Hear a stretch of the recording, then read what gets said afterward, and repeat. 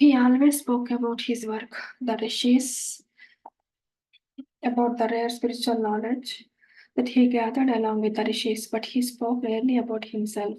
For me, his spiritual part was more fascinating.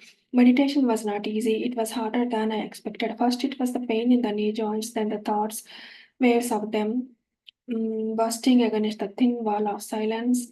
And then the mind ever engaged in aimless pursuits. I was disheartened soon. Amara led me step by step, holding my hand, guiding and encouraging. Now, looking back, I realize how difficult it must have been for him. Patience and love were part of his divine nature. He explained that all those obstacles that were pushing me back were a part of the process. They were all natural blocks. I had to cross them like every other beginner.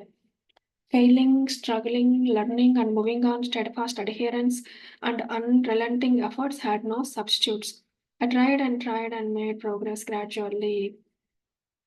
Amara was a spiritual scientist. He had the developed special faculties like the third eye, the astral entry into other dimensions, communicating with the light beings in any corner of the cosmos from here and several other faculties.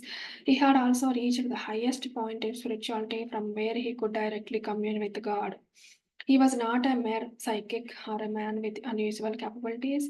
He had also realized God. He was a master like Ramakrishna, Paramahamsa, Ramana, or Aurobindo.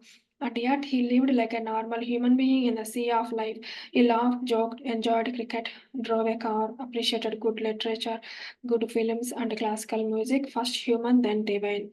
He would always insist. He lived a very sensible and mature life. He was undoubtedly a perfect being, a great master.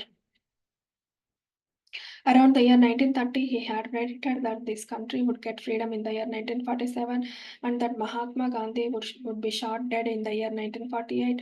No one took him seriously then. They laughed and forgot him till the events occurred. He knew everything like a great Rishi, and yet when someone asked once if he could get the job he had applied for, he answered, I don't know. He explained to us later that it was necessary for that individual go through the experience of the interview and waiting. But I had also witnessed him answering such questions sometimes. Then he explained, if a person is very weak and about to collapse, we have to help him. We cannot follow only one law, there are others. I could not resist my temptation and interrupted Amara to ask, are you a channel? Amara did not reply, he just smiled. I remember Amara describing himself as a worker of the rishis many times. But I realize now that he was not only a channel, a worker, a rishi, but much more. I do not find words to describe him. Once I remarked to him, you must be a very special person. He replied, everyone is special here, otherwise we cannot work with the Saptarshis.